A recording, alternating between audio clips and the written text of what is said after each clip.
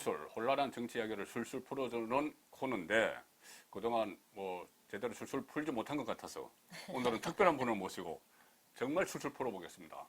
한국당 원내대변인 김정재 의원님 오셨습니다. 네, 네, 안녕하세요. 반갑습니다. 네. 오늘 뭐 한국당 이야기도 그렇고 요즘 그 문재인 대통령의 어떤 언행 같은 데 대해서도 말이 많은데 술술 한번 풀어줘 보시죠. 네, 뭐 한번 또 제가 좋아하는 우리 송국건 본부장님 프로에 오늘 처음 나왔는데요. 저도 그리고 이 유튜브도 네. 처음입니다. 아, 처음이라서. 기회 되는 대로 제가 잘 모시겠습니다. 처음인데 한번 술술 푸는데 숟가락 한번 얹어보겠습니다. 네. 아, 유튜브 출연은 전체 처음이세요? 처음이에요. 아, 네. 영광입니다. 저. 네, 제가 영광입니다. 그 김정재 의원님은 지금 서울시 의원을 두 번 역임을 하실 거예요. 그 20대 국회에 들어오셔서 포항 북구가 지역구입니다. 그리고 전문이 그 직업이 원내대변인 같아요. 원내대변인 이번에 네. 몇 번째죠? 이번에 세 번째입니다. 맨 처음에 정진석 대표님, 예. 정우택 대표님, 이번에 나경원 대표님 예. 세 번째입니다. 예. 네. 그리고 또 원내 부대표이시기도 하고요. 네. 그러니까 원내 사정, 한국당 안에 요즘 사정, 국토대장정을 하고 있는 그런 사정도 많이 아실 것 같고요. 일단 아까 이제 세 번째인데 그동안 참 한국당이 두 번 할 때는 상당히 좀 어려운 시기였죠. 네. 지금도 어렵기는 하지만은 어쨌든 한기환 대표 체제가 2월 27일 전당대회 때 출범을 했으니까 한 3개월 됐죠. 네. 좀 느끼실 때 그 좀 분위기가 좀 많이 달라졌습니까? 많이 달라졌죠. 네. 제가 사실 처음에 두 번 그 할 동안은 그야말로 적폐 세력으로 몰렸을 때잖아요. 예. 그래서 이른바 적폐 세력. 예, 예. 이른바 적폐 세력입니다. 그래서 무엇을 어떤 말을 하더라도 들어주지를 않았어요. 예, 그래서 굉장히 힘들었고 또 그때는 위축이 된 것도 사실입니다. 네, 저희가 네. 위축이 된 것도 사실이고 우리의 정말 결정력 있게 지지했던 그분들이 떠나가시니까 네. 그리고 그분들이 손가락질하니까 너무 아프죠. 음. 가족이 때리니까 더 네, 아픈 거예요. 네, 네. 그래서 그때는 이 벽을 어떻게 넘을까 네. 정말 힘들고 외롭고 진짜 고통의 시간이었습니다. 그런데 시간이 분명히 해결해 줄 거다. 그리고 이 문재인 정부 저희가 1, 2년을 지켜보면서 이렇게 준비되지 않은 정부 그리고 선전선동에 능숙한 정부 그리고 촛불에만 의존해서 살아가려는 이 정부가 얼마나 오래 갈 수 있을까. 그동안 우리가 준비하고 대안들을 마련하고 정말 국민들에게 겸손하게 다가가자. 네. 기다렸죠. 기다렸는데 이제 3년 차 지나고 이제 저희 국회의원 3년 차죠. 문재인 정부는 2년 차 됐지만 이제 제가 나경원 원내대표쯤 오니까 지금쯤 네. 오고 또 황교안 대표 체제가 새롭게 출범하고 이러면서 이제 조금씩 살아나는 것 같습니다. 이럴 때일수록 저희가 더 겸손하게 네. 그 초심 잃지 않고 그때 국민들한테 죄송했던 마음 그때 그 마음 그대로 간직한 채 좀 진지하게 대한정당으로서 일을 해야 될 것 같습니다. 그러니까 그동안은 그 말을 들어주지 않았다는 것이 언론도 그렇고 네. 또 어떤 지역구 가면 지역 구민들도 좀 네. 뭔가 좀 외면하는 뭐 그런 분위기가 좀 있었을 것 같은데 포항 같은 경우도. 네. 포항에서 사실 포항 그러면은 뭐 소위 보수 우파의 가장 중심인 TK 네. 그 중에서도 포항인데요. 그럼에도 불구하고 포항에 이제 젊은 층들이 좀 많습니다. 포스코라는 데가 있기 때문에. 그렇죠. 네. 근데 이분들이 30대, 40대, 심지어는 50대까지 20대를 포함해서 이렇게 돌아선다는 걸 저희가 느꼈고요. 느껴졌고 또 그게 극명하게 드러난 게 지난 지방선거 때 포항에서 사실 시장 선거나 도지사 선거에서 득표율 차이가 별로 안 났습니다. 네. 굉장히 위기의식을 많이 느꼈죠. 그때 그 무조건적으로 지지해줬던 분들이 또 무조건적으로 돌아서시더라고요. 그래서 그 적폐 프레임에 갇혀 있을 때 네. 그때 참 힘들었는데 주민들이 돌아설 때가 제일 힘듭니다. 그래서 그때 좀 포항조차도 그러니 저는 그때 무슨 생각을 했냐면 서울 경기는 얼마나 힘들까. 그때 저희 지지율이 저희가 황교안 대표 들어오기 전 1년 전만 하더라도 8%, 9%, 10% 이랬었거든요. 네. 그래서 대구 경북조차도 네, 심지어 네, 뭐 네. 10% 초반까지 네, 갔죠. 굉장히 힘들었었죠. 네. 그랬는데 지금 이제 한국당 분위기가 많이 달라진 게 네. 이제 황교안 대표가 지난 2월에 이제 당 대표가 되셨죠. 네. 이제 구심점이 생긴 겁니다. 구심점이 소위 말하면 결속할 수 있는 구심점이 네. 생긴 거죠. 그리고 이제 황교안 대표가 개인적으로 보면 제 개인적인 생각인지 모르겠지만 이제 대체로 들리는 얘기가 좀 신뢰감을 주고 좀 네. 안정적이고 또 그리고 좀 품격도 있고 그래서 메신저로서 역할을 잘할 수 있지 않는가라는 기대감이 있는 거죠. 우리가 아무리 좋은 메시지를 던져도 그 전달하는 메신저가 신뢰감을 주지 못하면 국민들이 공감을 못 하거든요. 그래서 첫 번째는 황교안 대표라는 소위 말하는 좀 신뢰감을 주고 안정감을 주는 그 메신저가 등장을 했다. 그래서 저희가 좀 분위기가 달라졌고요. 그 다음에 곧 이어서 나경원 대표가 이제 출몰을 했습니다. 그렇죠. 소위 말하면. 황교안, 나경원 투톱 체제가 된 투톱 거죠. 체제가 됐죠. 근데 나경원 대표가 12월에 당선이 됐지만 이제 3월에 소위 말하는 분기점을 한번 마련했습니다. 그 분기점이라는 게 뭐 다 아시겠지만 우리 국회 내에서 그 연설하시면서 교섭단체 대표 연설할 때 교섭단체 대표 연설이죠. 그때 김정은 수석 대변인. 문재인은 김정은 수석 대변인이라는 그런 소리를 듣지 말게 해달라. 그렇죠. 그런 낯뜨거운 소리를 듣지 말게 해달라고 하자마자 민주당 의원들이 정말 낯뜨거운 행동을 하기 시작했습니다. 그러면서 나경원 의원이 그때 정말 굉장히 그 강력하게 대응을 했고 그때부터 뭔가 저희 당이 하나로 결집하지 않았나 싶습니다. 그래서 그때부터 이제 야당으로서 굉장히 이제 투쟁을 하기 시작했고 더불어서 바로 패스트트랙 전국이 펼쳐졌죠. 그렇죠. 패스트트랙은 다 아시다시피 뭐 이걸 좀 시청하고 계시는 분들이 다 아시겠지만 분명한 거는 제1야당인 한국당을 완전히 패싱, 그야말로 투명 인간 취급하고 경시, 무시, 멸시, 투명 인간 취급입니다. 완전히 무시하고 그냥 불법 사부임을 해가면서 자기들이 원하는 그런 선거법, 그다음 공수처법, 검경수사권 조정법을 통과를 시키려고 한 겁니다. 근데 이렇게 무리하게 한 이유는 불법까지 해가면서 무리하게 한 이유는 내년에 총선에서 이길 자신이 없는 거예요.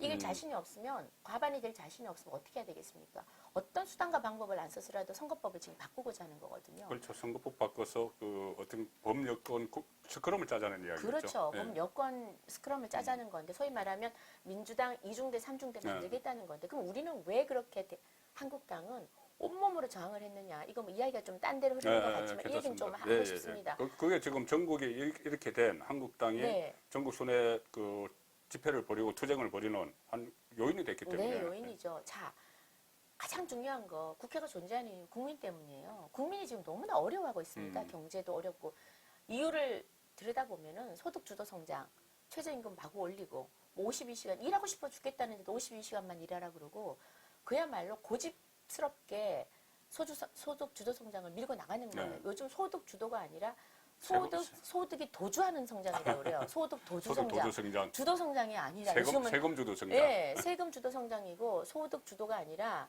소득이 도주하는 그런 정책이라고 지금 말을 하거든요. 벌이가 더 나빠져 버리는 거니까요. 네, 정말. 그래서 그럼 어떻게 하느냐. 야당 국회의원으로서는 잘못된 정책이 있으면 바꿔야 됩니다.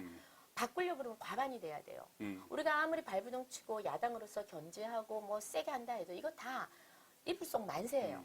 우리끼리 하는 거에 불과한 겁니다. 결국은 어떻게 되느냐. 이 정책을 바꾸려고 그러면 과반이 돼야 된다는 거죠. 확보를 해야죠. 그러면 내년 선거에 과반을 확보해야 되는데 지금 민주당이 바꾼 이 선거법에 의하면 우리가 과반을 설사 지역구에서 확보를 해도 전국에는 과반이 안 되는 겁니다. 절대 안 되는 겁니다. 득표 비율에 따라서 다가가기 때문에 그렇죠. 정의당이 원내 교섭단체가 될 가능성이 높아지죠. 그렇죠. 정의당한테 소위 말하면 비례대표 왕창 주자는 거거든요. 이 법이. 그래서 이것대로 되면은 우리가 결국 과반을 못 얻으면 국회의원 한두 명 더 되는 게 중요한 게 아니에요. 나라의 지금 소위 말하면 우리가 가야 할 방향을 잘못된 거 있으면 이걸 방향을 전환을 시켜야 되는데 그 전환을 시키는 역할을 야당이 해줘야 되는데 그걸 할 수가 없는 겁니다. 그래서 저희가 선거법만큼은 이거는 또 당연히 여야가 합의를 해야 되는 게 룰이기 때문에 합의를 해야 되는데 게임이 룰이니까. 게임이 룰이죠. 그래서 저희가 그렇게 들어놓고 저항을 한 겁니다. 방법이 없어요. 그리고 불법에 대해서 우리가 그냥 눈 뜨고 가만히 참아야 되겠습니까? 그 야당 아니죠. 그럼 배지 떼야죠. 그래서 저희가 최후의 방법으로 정말 들어눕고 그렇게 한 겁니다. 그래서 저희가 뭐 몸푸시거나 누구를 굿한 거 없잖아요. 사실은 저희가 야당 의원으로 살 수 있는 최대한의 저항을 한 겁니다. 근데 이걸 무슨 이상하게 뭐 불법이다, 뭐다. 사실 빠루니 망치니 다 들고 등장한 건 민주당이거든요. 그래서 이 국민들께서 꼭 좀 알아주셨으면 좋겠고, 저희 그 자유한국당이 소위 말하면 뭐 웰빙 정당이다, 어쨌다 저쨌다 해서 비난을 많이 받았지 않습니까? 근데 이번 이 패스트트랙 전국에는 이것만큼은 정말 막아야 되겠다. 그리고 공수처법도 다 아시겠지만 그냥 대통령한테요 엄청난 권력을 하나 더 주는 거예요. 검찰 권력, 대통령이 좌지우지할 수 있는 그 공수처 검찰과 처장, 공수처를 서로 경쟁을 시켜서 네. 충성 경쟁을 시키는 결과가 나올 수가 있어요. 맞습니다. 그리고 또 공수처장 대통령이 임명하잖아요. 그렇죠. 그래서 저희가 이것만큼은 막아야 되겠다. 그러면서 저희가 독재를 외친 거 아닙니까? 뭐 신독재 아닙니까? 신독재. 신독재. 요즘 뭐 좌파 독재 지나서 신독재. 요즘 그 좌파 독재, 신독재 그 4단계 혹시 들어보셨어요? 아니요, 못 들었습니다. 신독재 4단계가 있는데요. 네. 이거는 영국 이코노미스트지에서 나온 이야기인데요. 예, 첫 번째는 아이고 제가 이걸 좀 봐야 되겠습니다. 예, 이게 예. 신독재, 이 좌파 독재. 오늘 왜냐하면 나경원 대표님이 얘기하신 건데 제가 지금 생각이 나는 대로 얘기했습니다. 예, 알겠습니다. 없네요. 첫 번째는 이제 권력을 장악을 하는 거죠. 첫 번째는 예. 첫 번째는 집권을 하는 겁니다. 집권을 하는 거죠. 두 번째는 상대만 주워 패는 겁니다. 무조건 네, 반대당만 고립을 시키고 주워 팬다. 네. 세 번째는 그 사법과 입법권, 사법 입법을 완전히 장악한다.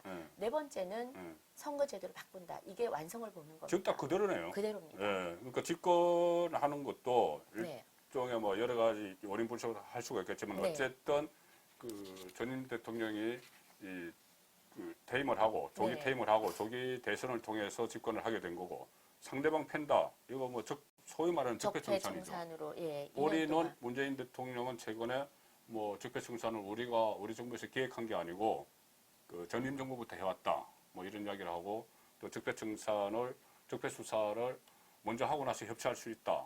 그러니까 이거 두 번째 단계네요. 네, 두 번째 네. 독재 단계고. 그걸 독재했고. 그 네.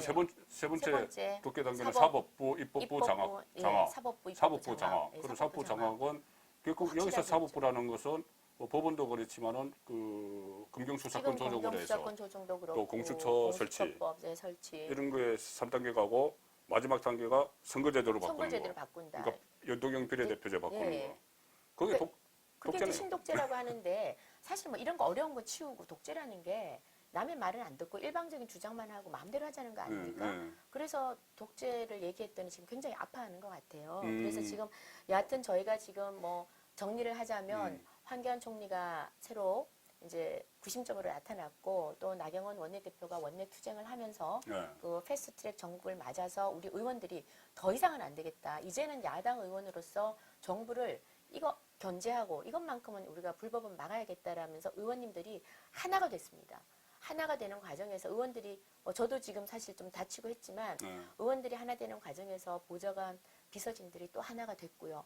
그래서 그때 이제 우리 소위 보수 지지층들께서 이제 정신 좀 차렸나? 뭐 이런 생각을 하신 거죠. 그래서 아마 그런 것들이 지지율이 좀 상승이 된 것 같고요. 그다음에 그거보다 더 중요한 건 문정부가 나라를 지금 엉망으로 만들었기 때문이죠. 그렇죠. 그게 이야기가 사실 훨씬 더 깁니다. 그럼요. 그 이야기는 그 이야기 긴데 조금 나중에 할 기회가 있겠죠. 네. 그러니까 그 이야기 좀 네. 해보시죠. 그러니까 지금 한국당이 최근 들어서 민주당과 지지율이 오차 범위 내에서까지 들어왔다는 이야기가 있는데 네. 그 효과가 한국당 안에서는 뭐 한교안 효과, 나경원 효과를 많이 이야기를 하죠. 한국당 안에서는 실제로는 저는 플러스 그것보다 네. 더 중요한 효과는 상대방이 자살골이죠. 자살골이죠. 정부의 실책입니다. 저는 정부의 실책이 훨씬 크다고 보는데요. 저는 그렇게 생각합니다. 어떤 정부든지 간에 경제가 엉망이 되면은 반발하게 돼 있습니다. 일어나게 돼 있습니다. 봉기를 하게 돼 있습니다. 예를 들어서 지금 트럼프 같은 경우에 트럼프가 사실 자기 멋대로 하는 경향이 많지 않습니까? 그럼에도 불구하고 미국 경제가 지금 계속 지금 성장 가도를 달리고 있습니다. 그렇게 지지율이 계속 유지가 되지 않습니까? 근데 지금 그 문재인 정부 같은 경우에는 고작 2년밖에 안 지났어요. 2년밖에 안 지났는데 문재인 정부 2년 성적표를 들여다보면 정말 가장 중요한 게 경제 아닙니까? 근데 경제는 지금 엉망진창입니다. 파탄입니다. 문재인 거의. 대통령 경제가 좋아지고 뭐 고용률도 높아지고 뭐 그렇게 이야기를 했던데요. 어느 나라에서 사는지 모르겠어요. 성씨가 문인데 달나라에서 오셨는지 정말 달나라에 사시는지 저는 소설을 얼마 전에 무슨 얘기를 했냐 오늘 그 신문 보신 분 아시겠지만 고용노동부에서 네. 이제 소득 주도 성장의 최저임금 인정했습니다. 최저임금이 네. 정말 현장에서 어떻게 실행됐나를 조사 결과를 냈는데요. 네. 실제로 지금 고용이 훨씬 더 고용이 나빠졌다는 네. 거예요. 그리고 최저임금을 갑자기 올리니까 당연히 그 자영업 하시는 분들은 사람들을 내보내고 그렇죠. 가족 경영을 네, 하는 겁니다. 그래서 일자리 근무 시간도 더 단축하고요. 그런데 참 놀라운 거는 제가 한번 복기를 해보면 2018년 5월에 제가 지금 뭐 자료를 가지고 온다고 왔는데 급하게 네. 오는 바람에 좀 빠진 것 같아요. 제가 그냥 기억나는 대로 말씀드리겠습니다. 다음에 더 잘하는 걸로. 대통령께서 다음에 2018년 다시 모시겠습니다. 예. 대통령께서 2018년 5월에 뭐라 그랬냐면 소득 주도 성장의 최저임금 효과는 긍정적인 효과가 90%인 것 같다. 그 이야기 했죠. 기억나시죠? 그런데 네. 뭐 1년 전이었어요. 편리한 통계를 갖고 와서 이야기를 했던 거죠. 1년 전이었습니다. 네, 맞아요. 필요한 통계만 뽑아가지고. 예. 그다음에 홍장표 경제수석, 네. 전 경제수석이 청와대 경제수석이에요. 네. 대한민국 경제를 책임져야 되는 사람인데 이 사람이 뭐라 그랬냐면 저 최저임금을 올려가지고 그 소위 말하는 실업률이 더 높아진다면 이거는 소설과 같은 얘기다 이랬습니다. 네. 지금 우리가 소설과 같은 세상에 살고 있는 거예요. 소설 속의 소설이 나라가 지금 돼버렸죠. 소설 속의 나라가 예. 돼버린 거예요.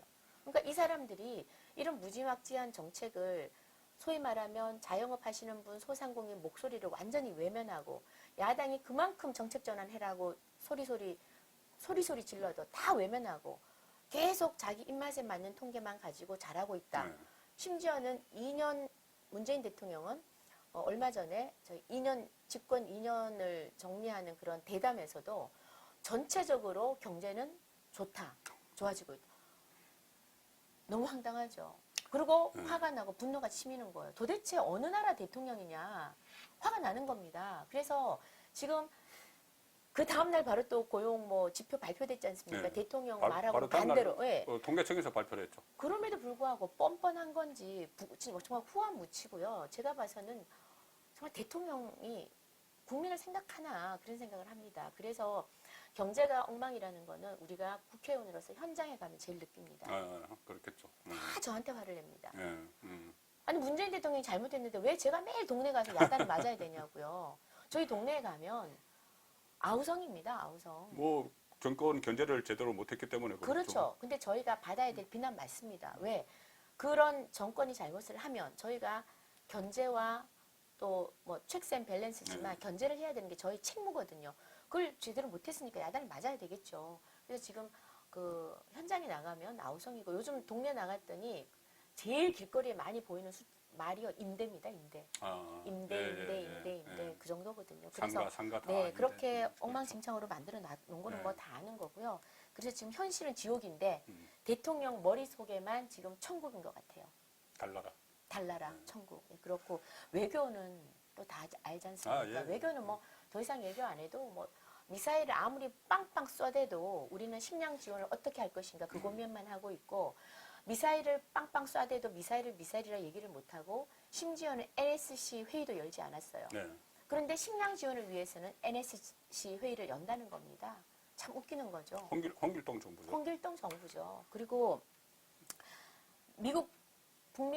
한미 관계 엉망진창 만들어놨습니다. 지금 그래서 한국은 미국하고 조율도 안 하는 정말 근심거리 나라가 됐어요. 그리고 북한한테는 달라고도 안 하는 식량 주고 그다음에 정상회담 하자고 얘기하지도 않았는데 계속 하자고 제스처 취하는 소위 말하면 조롱거리가 됐습니다. 미국에는 근심거리, 그다음 북한에는 조롱거리, 그다음에 그다음에 뭡니까? 또 김정은 계속 쫓아다니면서 회담하자, 쌀 줄 때 계속 쫓아다니는 거 스토커예요, 스토커.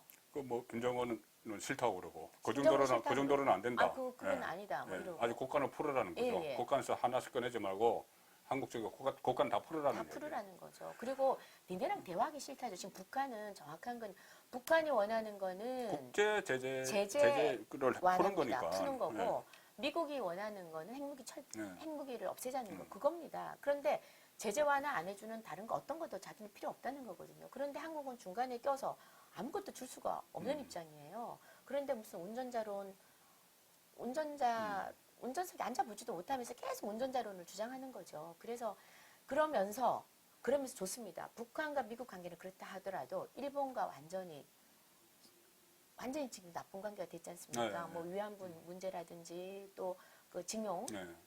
배상 배상 문제라든지 그래서 일본과는 거의 지금 뭐 거의 원수 왼수까지는 안 가지만 정말 나쁜 관계가 됐습니다. 러시아 중국과도 마찬가지입니다. 그래서 거의 고립된 상태예요. 외교 엉망진창으로 만들어놨습니다. 예, 그래서 경제 그다음 외교 엉망진창으로 만들어놓고 그러면 안에 정말 정권이라도 안에 그럼 측근이라도 제대로 깔끔하든지요. 다 아시겠지만 손혜원을 위시해서 소위 말하면 측근 비리, 청와대 참모들 비리, 그다음에 그 우리 장관들 임명할 때 다 보셨지 않습니까? 청문회 할 때 청문회에서 국민은 싫다는데 그리고 정말 자격 미달인데도 그냥 임명하는 네. 겁니다. 그래서 지금 그야말로 막 가는 정부 같아요. 그래서 지금 2년밖에 안 지났는데 자기들이 고백했지 않습니까? 이제 2년밖에 안 됐냐. 한 4년 한 것 같다고. 김치원 정책실장 이야기했죠. 김수현 정책실장하고 이번에 이인영 이인영 원내대표가 원내대표가 몰래 계속말 몰래 뒷담화, 뒷담화. 공무원 뒷담화 하다가 그것만큼 솔직한 얘기가 없지 예. 않습니까? 그때 솔직히 고백한 정책실장, 거예요. 청와대 정책을 담당하는 정책실장이 뭐 2년이 아니라 4년 정부 같다 뭐 이래 버렸으니까. 그렇죠. 4년 갔다는 거예요. 되는 게 없다는 거예요. 그리고 왜 이렇게 공무원은 우리말을 안 듣냐. 안 들을만 하니까 안 듣겠죠. 사실 공무원들이라는 게 정권은 5년이면 끝나지만 공무원은 영원하지 않습니까? 그렇죠. 그리고 저는 공무원들이 국가에 대한 애국심이 있다고 봅니다. 그래서 적어도 국가 재정 튼튼히 해놔야 되고 막 쓸 수 없거든요. 그래서 40% 올 국가 재정 건전성을 40%로 지켜야 된다고 그러는 국가 채무 비율, 네. 국가 빚 전체 GDP 대비 국가 빚. 그렇죠. 네, 40%. 빚을 네. 최소한 40% 이상은 지면 네. 안 된다. 네. 이렇게 얘기를 하니까 대통령이 왜 안 되냐? 야, 씨 60%도 좀 왜 안 되냐? 이유가 뭐냐? 홍남기 경제부총리에게 그렇게 질책을 했죠. 질책을 했죠. 그런데 본인은 박근혜 정부 때 왜 40%를 안 지키려고 하느냐 해서 또 그때는 또 공격을 했고. 거의 까마귀 고기를 드신 거죠. 그래서 2015년에 불과 몇 년 전에 본인이 문재인 대통령이 당대표 할 때 박근혜 정부한테 40% 지켜라라고 굉장히 네, 질타를 예, 예. 했습니다. 그런데 지금 국가 채무가 40% 이상 되면 안 된다고 공무원이 얘기하니까 그 길을 야단을 막 치는 거죠. 60% 왜 안 되냐. 근데요, 여기서 이제 팩트 체크입니다. 하나 아실 네. 게 지금 우리 국가 채무가 뭐 38%다 어쨌다 저쨌다 하는데요.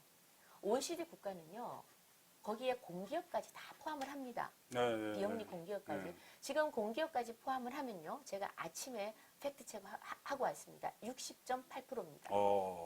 채무 비율은 어마어마합니다. 혹시 자료 필요하시면 드리죠. 아, 예, 예, 네. 예. 자, 이렇게 지금 60%가 실제로는 넘는 겁니다. 그러면 공기업, 우리 한전이나 뭐 공기업들, 그럼 채무를 누가 갚느냐? 국민 세금으로 갚는 거예요. 그래서 저는 지금 이번 정부의 무능, 이건 무능이거든요. 무능이고 지금 국민 세금을 마구 퍼주면서 파퓰리즘적으로 하는 이런 부분에 대해서 이제 국민들이 하나하나 알아간다. 그래서 아까 전에 그 지지율의 원인이 뭐냐 그랬는데 황교안과 나경원 대표의 소위 투톱 체제가 네. 이제 확실히 여당 역할을 제대로 하면서 올라가는 것도 네, 있겠지만 실질적으로 더 중요한 거는 이 정부의 무능, 경제 무능, 외교 무능, 네. 그다음에 측근 비리, 예, 이런 등등이 다 결합이 되면서 이제 국민들이 알아차리기 시작했다. 네. 그래서 이제 지지율이 문재인 정부한테는 줄 수가 없다.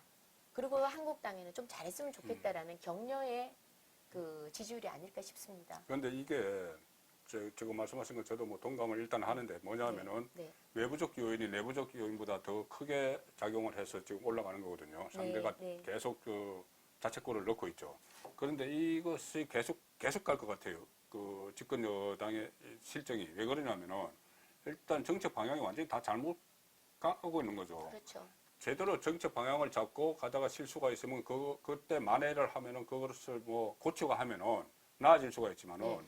처음부터 아까 말씀하신 뭐 소주세, 소득주도 성장 네. 또는 최저임금제 이런 것이 처음부터 정책을 잘못 잡았기 때문에 거꾸로 가기 때문에 이것은 만회하기가 상당히 어려워요. 네. 그렇기 때문에 계속 실책을 할 것이고 또 하나는 그렇게 잘못 가고 있다는 걸 문재인 대통령이 인정을 안 하죠. 그렇죠. 인정을 안 하고 뭐 인정을 하면 무너지는 줄 알죠. 지금. 그렇죠. 예, 오기를 부리고 있는 거죠. 일자리 같은 예, 거는 예. 그 문재인 정부가 뭐 일자리 정부를 표방을 하고 일자리 수석을 청와대에 만들고 일자리 상황판 만들고 예. 그렇게 했는데 지금 일자리 실태조차 파악을 못 하고 있는 거예요. 그렇죠. 예. 일자리 수석이 정태우 수석이 바로 뭐 일자리 뭐 고용 효과 좋아졌다, 고용의 질도 좋아졌다 했는데 지금 말씀하신 대로 조금 전에 말씀하신 대로 그 다음 날 바로 고용노동부에서 네. 최저임금제 때문에 고용이 낮아진 측면이 있다고 인정을 네, 해버린 네, 거예요. 맞습니다. 그러니까 이 두 가지 그 정책 방향이 거꾸로 가고 또 하나는 거꾸로 가는 줄도 모르기 때문에 네. 계속 실책이 나올 텐데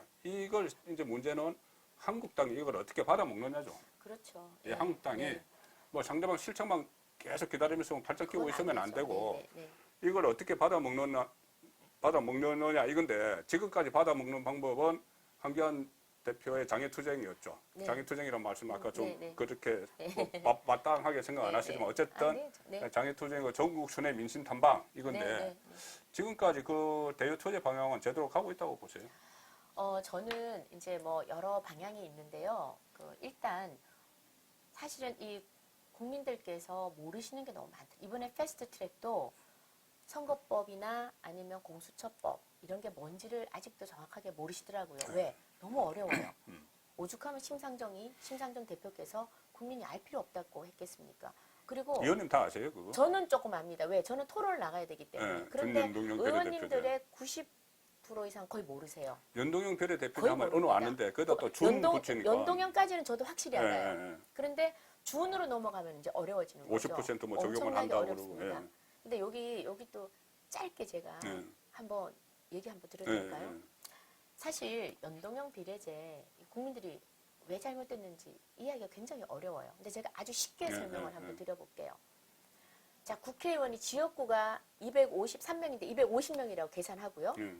그다음에 비례가 지금 47명인데 47 이죠. 50명이라 합시다. 그래서 예, 250명 대 50명. 예. 자, 이렇게 합니다. 예. 자, 그러면 우리 국민들은 투표를 두 번 합니다. 한 번은 내 후보하고. 지역구에 예, 아, 내 지역구에 어떤 사람을 뽑을까 음. 해서 지역구 의원을 뽑습니다. 그렇죠. 그래서 한 표를 행사합니다.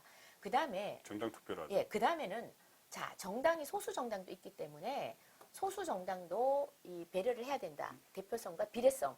그래서 좋다. 그것도 인정한다. 그래서 헌재에서 따로 정당 투표를 하겠습니다. 네. 그래서 정당 투표를 하면 자, 정의당이 10%를 얻었다고 합시다. 예. 그다음에 한국당이 30%, 민주당이 30% 이렇게 예를 들어보자고요. 그러면 지금 현행법은 정의당이 10%를 얻었기 때문에 자, 그러면 이 프로를 비례대표 50명 중에 10%면 5명이 국회의원이 되는 겁니다.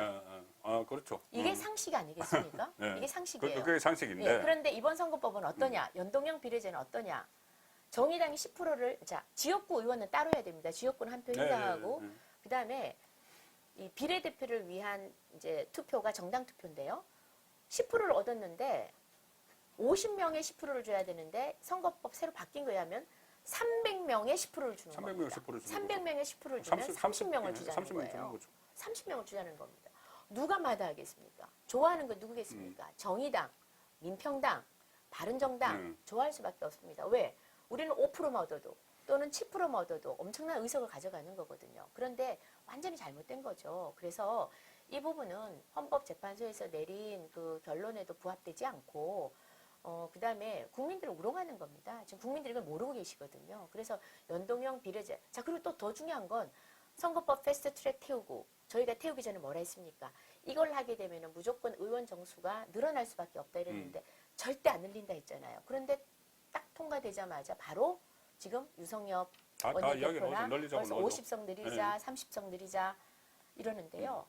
자, 또 하나요. 국회의원 30석, 50석 늘리자 그러는데 국회의원 한 명 늘리면은요. 얼마나 4년 동안 들어가죠? 34억 들어갑니다. 보좌관들 다 9명, 합쳐서. 9명 다 네, 합쳐서 보좌진들. 8명 계산해서 34억 들고요. 30명 늘리면 4년 동안 1,000억입니다. 예. 근데 제가 마치 이거 준비를 사실 이게 안 했는데 제가 네. 이거 보고 참 어떻게 이렇게 의원 정수 느리자는 소리를 함부로 하나 싶어서 제가 한번 찾아봤습니다. 네. 근데 그래서 요건 제가 팁으로 한번 네, 네. 드리겠습니다. 네. 그 다시 돌아가자면 아까 전에 그 한국당이 어떻게 주워 먹을 거냐? 주워 먹을 거냐인데 한국당은 첫 번째는 대외투쟁은 이제 이런 걸 좀 알리려고 하는 거고요. 네. 저 민생 대장정은 이런 것도 알리고 또 국민 목소리 듣는 거 이건 저는 계속해야 된다고 봅니다. 네. 그다음 두 번째는 원내인데 원내에서는 지금 패스트트랙에 대해서는 이 법들이 워낙 중요하기 때문에 합의를 해야 됩니다. 여야가 합의 정신에 따라서 합의를 해서 이 법들을 다시 한번 봐야 된다고 생각을 하고요. 세 번째가 제일 중요합니다. 세 번째 제일 중요한 건 아까 말씀하신 대로 그 주요 법안들, 소위 말하면 경제를 살릴 수 있는 정책 대안들을 저희 자유한국당에서 마련하고 네. 이것을 그 협상을 통해서 또 합의를 통해서 관철시켜야 된다고 생각을 합니다. 뭐 예를 들면 오늘 여러 가지 얘기가 나왔는데 이번에 오늘 그 원내 수석들끼리 협상을 할 때요. 저희가 협상안을 가져갑니다. 안을 가져갈 때 우리가 주요 법안에 주로 넣었던 게 주로 민생 경제와 관련된 겁니다. 지금 국민이 세 부담이 많습니다. 네. 그래서 국민 부담 경감을 하는 그런 법들이요. 그다음에 특히나 기업을 활성화할 수 있는 지금 뭐 예를 들면 법인세라든지 아니면은 그 기업을 상속할 때 기업 상속 관련 세금이라든지 이런 걸 경감할 수 있는 법안들을 지금 한국당에 다 내놨습니다. 네. 그래서 이런 법안들, 그러니까 정책 대안이죠. 이런 법안들을 이번에 통과시켜서 이번 이제 국회가 열리면 통과시켜서 기업을 살리는 게 중요합니다. 그렇죠. 기업을 네. 살려야 일자리가 나오죠. 일자리가 네. 느는 겁니다. 네. 일자리가 늘어야 소득이 느는 겁니다. 네. 그래서 이 모든 이 고리, 소위 말하면 이 경제가 선순환되는 고리에 중심에는 뭐가 있냐 그러면은 기업이 활성화되는 네. 겁니다. 그래서 저희가 소득 주도 성장은 소득을 국민들 주머니에 돈을 몇 푼 찔러준다는 건데 이걸로는 안 된다는 거죠. 결국은 기업이 일자리를 만드는 주체지 정부는 일자리를 만드는 게 아니라는 겁니다. 그래서 저희가 지금 정책 대안 가져야 된다고 생각을 합니다. 준비 네. 중에 있습니다. 그렇죠. 정책도 중요하고 또 그 어쨌든 지금 이제 돌아선 그러니까 보수들 그런 얘기. 예, 돌아선 예. 보수들의 네. 보수들 정책도 중요하지만 일단은 그 보수들을 하나로 다시 묶는 이 부분이 또 선거를 그런 얘기, 앞두고 대통합 얘기. 네, 그런 선거를 얘기, 앞두고 뭐 그건 중요하죠. 굉장히 중요하죠. 네, 지금 뭐 정책적인 얘기를 좀 했는데요. 네. 사실은 지금 그 대통합이 굉장히 중요합니다. 그래서 큰 틀에서 적어도 보수의 가치, 네. 시장 경제에 동의하고 네. 자유민주주의에 동의하는 네. 모든 제그룹들, 정당이어도 좋고 뭐 단체여도 네. 좋고 모두가 이제 하나 돼야 된다는 거죠. 하나가 대통합이 이루어져야만이 소위 말하면 지금 현재 문재인 정권의 이 폭주를 막을 수가 있고 네. 다음에 총선 승리, 그다음에 뭐 대권도 바라봐야 되겠죠. 정권을 찾아와야 네. 되는 건데 그걸 위해서는 저는 이제 대통합이 당연히 필요하다고 생각을 하고요. 뭐 그런 의미에서 오늘 뭐 아까 뭐 저한테 사전에 좀 여쭤보시는 네. 게 있었는데 뭐 바른미래당 네. 얘기도 하셨고 그다음에 또 유승민 네. 의원 얘기도 좀 하셨는데 유승민 의원은 벌써 어제도 나는 안 들어간다 이 선언을 하시더라고요. 정치인들은 뭐 지금 당장 선언해도 나중에 선거 때 되면 어떻게 또 변할 수도 있는 거고요. 그렇죠. 그거는 뭐 모르겠는데 저희가 저희 당에서 뭐 대한애국당까지 포함을 해서 네. 저희 당의 가장 기본적인 스탠스는 앞으로 향후에 모두 다 껴안아야 된다고 생각을 합니다. 예. 그리고 근데 예. 그 지금 모두 다 껴안는다면은 그러니까 바른미래당에 가 있는 유승민계 8명이죠. 네네. 유승민계 그러니까 바른정당을 만들었던 한국당에 있다가 나가서 바른정당을 만들었던 그 사람들과 대한애국당 이 한국당이 탄핵에 대해서 제대로 대처를 못했다고 나가서 만든 조은진이 만든 대한애국당 탄핵에 찬성하면서 나간 그 바른정당계 네. 이것이 다 같이 굉장히 힘들죠. 합칠 수가 네. 있을까요? 굉장히 힘든데 저는 시간이 필요하다고 네. 보고 지금 이제 이런 게 있죠. 그러니까 보수 우파 쪽에서 점점 이 안에 이제 소위 말해 우리 야당입니다. 이제. 네. 이제 야당은 소위 말해 싸워야 할 대상이 분명히 있는 거예요. 집권 여당입니다. 네. 우리끼리가 아니에요. 이거를 점점 저는 인식을 하실 거라고 보고요. 네. 지금 말씀하신 건 현실입니다. 지금 현재 바른미래당 내의 바른정당계 유승민계하고 대한애국당은 완전히 정말 네. 그 결이 너무 다르고 그렇죠. 그런데 이제 저희 당이 지금 그걸 어떻게 잘 이 그림을 그려낼 건가가 저희 숙제입니다. 네. 숙제인데 저는 그런 얘기를 하고 싶어요. 적어도 이 나라의 미래를 걱정한다면 그리고 적어도 이 나라의 미래 세대를 걱정하고 대한민국이 그 바닥에서 지금까지 일궈온 이 대한민국의 이 지속적으로 발전을 원하시는 네. 우리 보수 우파들, 소위 산업화를 이루었고 민주화를 이루는데 뭔가를 기여했던 네. 또 기여해야 된다고 하는 이 분들이라면은 좀 마음을 여셔야 될 것 같습니다. 네. 마음을 여시고 그 바른정당계도 유승민 대표하고 의원들은 생각이 좀 다른 걸로 제가 알고 있거든요. 네. 그래서 개인적으로 들으실 분은 우리가 막을 수는 없습니다. 또 막아서도 저는 안 된다고 생각을 네. 해요. 근데 유승민 대표는 뭐 안 들으신다고 하니까 그건 좀 논외로 하고요. 나머지 의원님들이 굳이 함께 하자라고 다 미안한 마음, 반성하는 마음 있고 이러고 들으신다면 저는 함께 해야 된다고 생각을 하고 대한애국당도 지금 이번 나경원 대표 저희가 국민 대장정이죠. 네. 저도 장외투쟁을 통해서 민생 대장정에 많이 함께 해주셨어요. 예, 예, 예. 태극기 부대 대한애국당 분들도 많이 함께 해주셨는데 결국은 같은 걸 추구한다고 저는 봅니다. 그래서 이분들이 좀 더 마음을 여시고 공통된 목표를 갖고 있거든요. 예, 그래서 나라 망하지 않게 해달라는 거 아닙니까? 예, 시장 경제 그렇죠. 좀 잘 네. 술술 돌아가고 자유라는 단어 좀 마음대로 쓸 수 있게 하고 그다음에 젊은이들 소위 말하면 시장 경제 속에서 젊은이들이 자유로운 생각 가지고 창의적으로 혁신적인 생각 가지고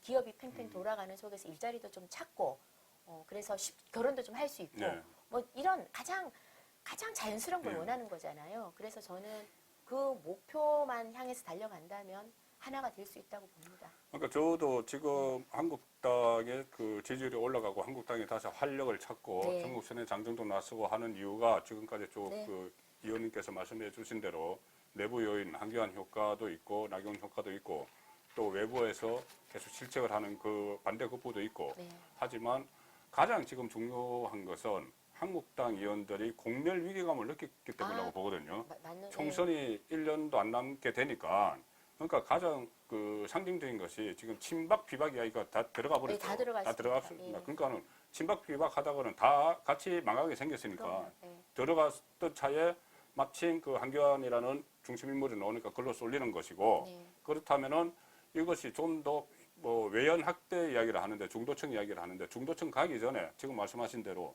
애국당이든 바른정당이든 과거에 네. 같이 했던 정당들이 그렇죠. 같이 해야지 네, 네, 처음에 말씀하셨던 것처럼 지금 당장 급한 것이 과반수 이상을 획득을 해서 이 정부 문재인 정부를 견제를 해야 되니까 네.